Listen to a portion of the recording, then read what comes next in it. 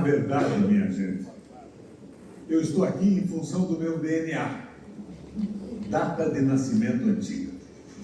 Comecei a fazer política há muito tempo. Eu entrei na política pensando que eu ia ajudar a transformar o Brasil.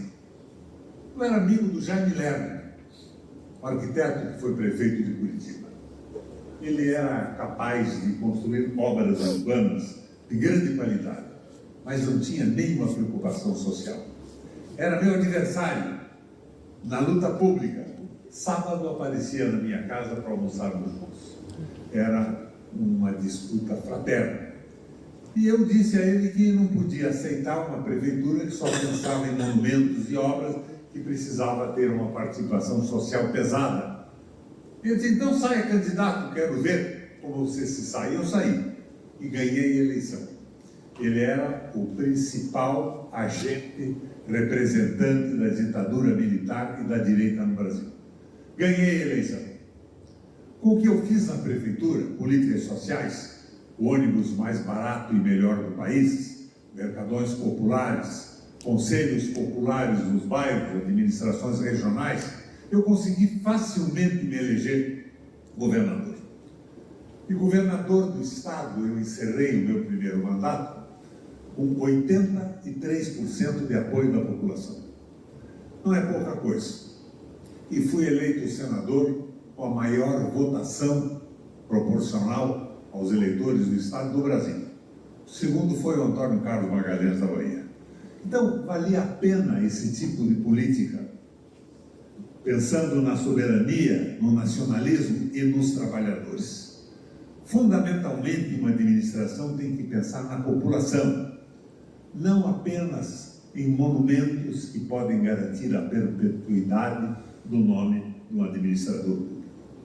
Me elegi senador e, como senador, fui presidente do Parlamento Europeu Latino-Americano. Minha sede na Bélgica, em Bruxelas.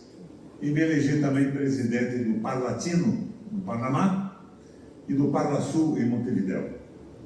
Aí está, Rodrigo, o meu DNA. É por isso que eu estou aqui. Eu participei e assisti o que acontecia no mundo nesses últimos anos. Como presidente do Parlamento Europeu Latino-Americano, eu era o presidente da Assembleia de 45 países. E eu verifiquei o que o liberalismo econômico estava fazendo com o mundo e com as pessoas. Eu vi a França explodir a sua economia. Eu vi o desespero da Alemanha. Eu vi a Grécia deixar de ser um país porque o liberalismo econômico acabou com todas as instituições. De repente, não mais que de repente, eu via a disputa eleitoral no Brasil. Lula e Bolsonaro. Eu sou oficial do Centro de Formação de Oficiais da Reserva. E eu conhecia bem o tenente Bolsonaro. Meu Deus do céu, vocês não imaginam como é rasa a inteligência do Bolsonaro. O Jair Messias é medíocre, mas ele estava embalado pelos interesses do capital financeiro e do grande lucro do dinheiro não produtivo, do dinheiro aplicado na bolsa, que não produz um emprego, que não faz crescer a economia. E eu resolvi voltar para o Brasil, para ajudar o Lula. Vim conversar com o meu amigo Lula. Conheci o Lula há 40 anos. Eu tenho uma admiração profunda pelo Lula. Admiração hoje não significa voto. Admiração por um sujeito que nasceu lá no interior, numa cidade, numa casa de pau a pique, e se transformou no presidente do Brasil. É uma trajetória extremamente interessante. Vim conversar com ele. É que você tem que me ajudar. Mas como? Eu tenho algumas condições, Lula. Quero que as empresas estratégicas do Brasil, Petrobras, Eletrobras, empresas fundamentais para o desenvolvimento econômico do conjunto da economia, quero que elas não fiquem na mão de um grupo de pessoas que só pensam em lucro, mas que elas sejam públicas para impulsionar o conjunto da economia num processo de geração de emprego e de desenvolvimento econômico. Ah, não, dizia ele, eu acho que essas empresas têm que ser empresas mistas e tal. Então, Lula, estou fora. Não aceitei a minha entrada no PT. Eu sou fundador do PMDB do Paraná. Eu era o filiado número 1 do PMDB do Paraná e organizei o partido no estado inteiro. primeiro comício das diretas já organizei com o presidente do diretório do PMDB em Curitiba, no Paraná. Era um partido porreta, mas foi se degradando ao longo do tempo. Se transformou num mercado de ofertas, de favores e vantagens, completa e absolutamente desmoralizado. Finalmente o Lula diz: Requião, você tem razão. Foi fazer a minha filiação em Curitiba. Um seminário no espaço do Colégio Positivo da Universidade, simplesmente extraordinário. Milhares de pessoas. Ele pega o microfone e diz: muito arranca-rabo eu tive com o Requião, mas eu quero dizer a vocês que ele tinha razão. Hoje eu acho que nós temos que manter essas empresas estratégicas na mão do Estado, tal. Eu me penitencio e com muita alegria vejo a filiação dele. Eu assinei a ficha. Nós ganhamos a eleição. Mas o PT no Paraná é extraordinariamente desgastado. Não sei como é que está aqui em Santa Catarina. Nós temos 399 municípios. O PT elegeu 3 prefeituras. Sem nada. Rigorosamente nada. E eu, quando apoiei o PT, eu dei 2,5 milhões de votos ao Lula e perdi aquele recorde nacional de votação que tive como senador. Porque era um petista que tinha que ser, como o PT, afastado da política brasileira. Minha gente, eu, segundo o Zé Dirceu, se não me engano, elegi o Lula, porque eles não teriam voto algum no Paraná. Esses 2,5 milhões de votos fizeram a diferença brasileira. Mas eu fiquei desgastado que passei a ter o estigma de ser petista com os erros do PT. E cá entre nós tem acertos também. Como todo partido tem acerto, tem gente muito boa também, tem muito picareta como todo partido político no Brasil. Então, eu vejo que nós estamos numa entaladela. Petrobras, comecei a minha vida política lá, na rua, menino, gritando, o petróleo é nosso, armando barraca na Rua 15 em Curitiba, fazendo manifestações pesadas, com 15, 16 anos de idade. Petróleo é nosso? Não é.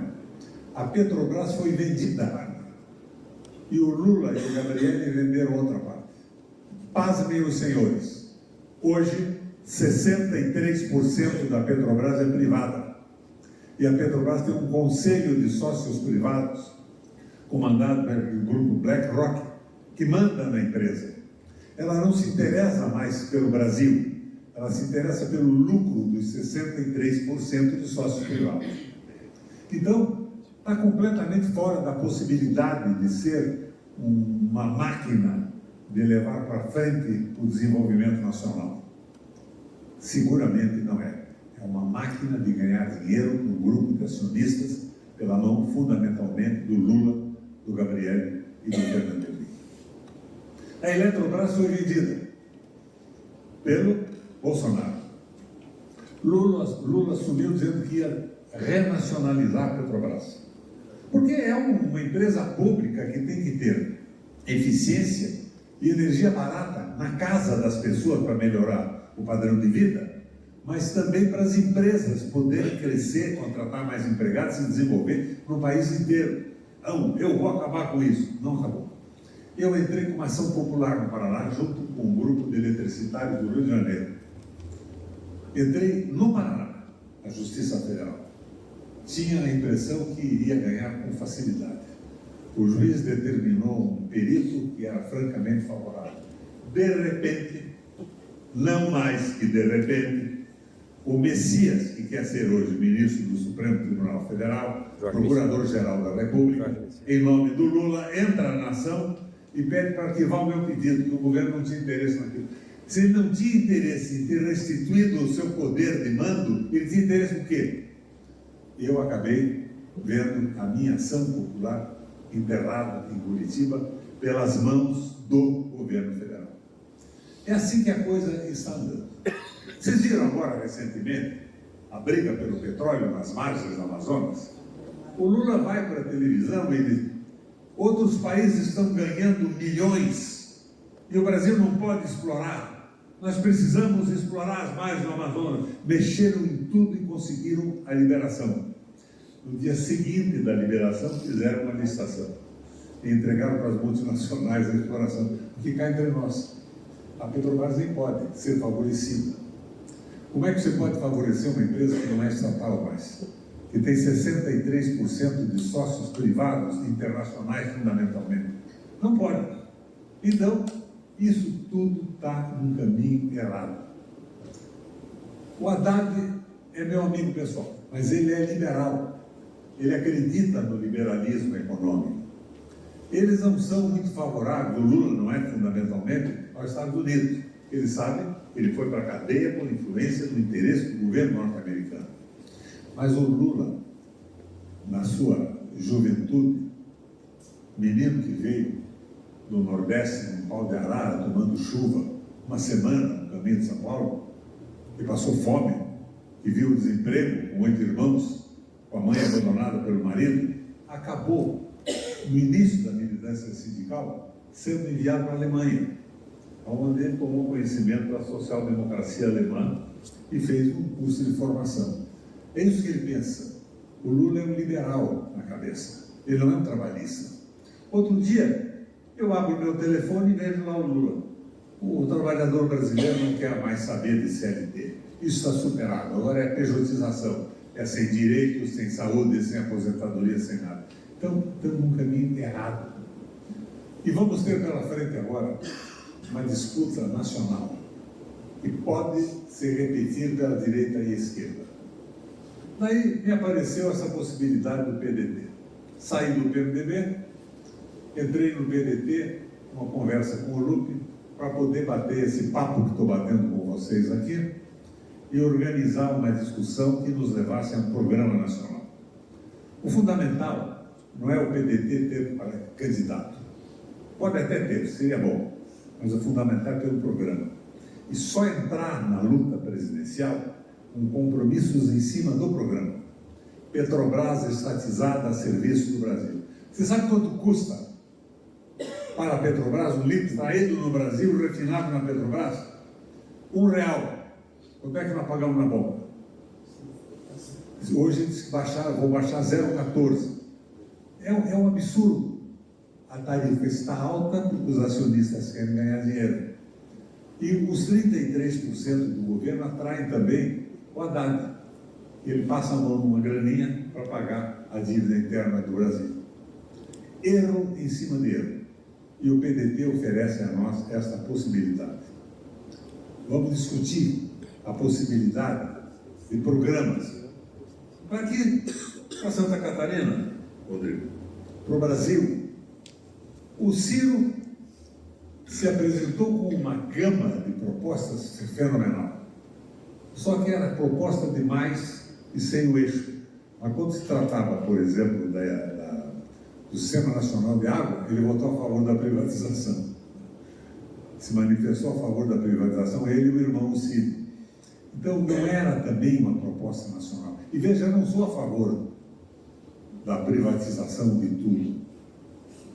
As empresas têm que ser tocadas pela iniciativa privada, mas empresas estratégicas, das quais depende o crescimento do conjunto da economia, tem que estar na mão do Estado para se transformarem no motor de alavancagem do conjunto das empresas privadas. Eu fui presidente do Parlamento Europeu Latino-Americano. Eu assisti a Alemanha, que tinha privatizado o seu sistema de energia, está estatizando tudo de novo. A Inglaterra está estatizando tudo, Portugal, Espanha, a mesma coisa. E o Brasil está privatizando. Estamos entregando tudo. E daí no Paraná, a Copel foi privatizada, com apoio do Lula. O governo federal apoiou. A base do PT protestava. O presidente não recebia a base do PT. Se vocês lerem, sei que tinha lido o estatuto do PDT, leia o Plano Nacional de Desenvolvimento. É a proposta da privatização de tudo, está escrito lá. É o plano do governo. É um erro. E esse erro tem que ser corrigido. Eu acho que o PDT pode ser o caminho da correção dessa soma enorme de erros que estão sendo cometidos no Brasil. Como é que o trabalhador não quer mais a CLT? Ele não quer aposentadoria? Ele não quer saúde mais? Ele Não quer direitos garantidos ao longo de décadas de luta? Claro que quer. E o PDT tem que ser um instrumento para isso. Eu vi vocês falarem que nós temos um programa, não temos nada. Não temos nada, não colocamos nada. E temos que colocar. E não adianta vir com aquela parafernália do Ciro Gomes, que discute pequenos problemas aqui e ali, e às vezes com maestria, com inteligência, mas o essencial é a nacionalização das empresas brasileiras, o essencial é o Banco Central na mão do interesse do Brasil, não dos banqueiros. Selic, taxa de juros a 15%, inflação a 5,5%. É isso. Dá 9,5% de vantagem para quem aplica. Quem vai aplicar numa empresa se pode ganhar aplicando num banco com a taxa Selic? Não tem cabimento nisso. E agora anunciaram que o ano que vem vai continuar da mesma forma. Então, erro em cima de erro. E daí, de repente, veio o Lula e o Trump agora tem uma química. A conversa de química é essa, homossexualismo explícito, é esse, de química entre dois líderes mundiais. Não tem cabimento isso.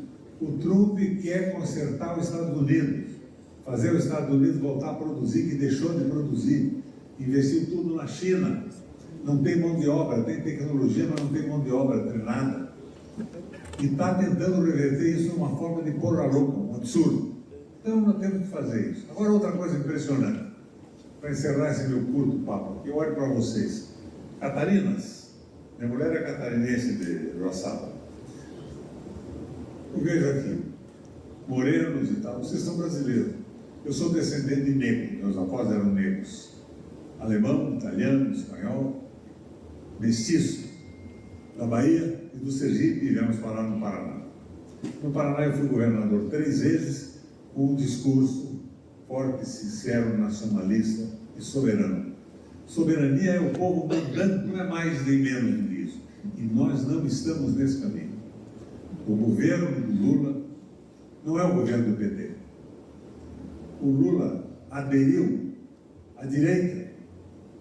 Não foi a direita que aderiu ao Lula. O Lula aderiu à direita para ser presidente da República. E o governo dele, não sou eu que digo, é o Zé Dirceu, é um governo de direita. E a direita que está mandando. Não tem um ministro que seja um ministro progressista. Nenhum, cara. Então, nós estamos nessa situação. O PDT pode viabilizar uma proposta nacional firme, nacionalista, soberana, com facilidade, lançar candidato ou só apoiar uma candidatura, uma coligação que tenha um compromisso aberto e claro com o Brasil, com os trabalhadores, com o desenvolvimento. Vocês já viram que os economistas do Brasil não falam mais da palavra desenvolvimento? É só mercado financeiro, rentabilidade, fundos, como se o Brasil fosse um motel, né? O sujeito aplica de noite e sai de manhã antes que o sol nasça. Um abraço para vocês.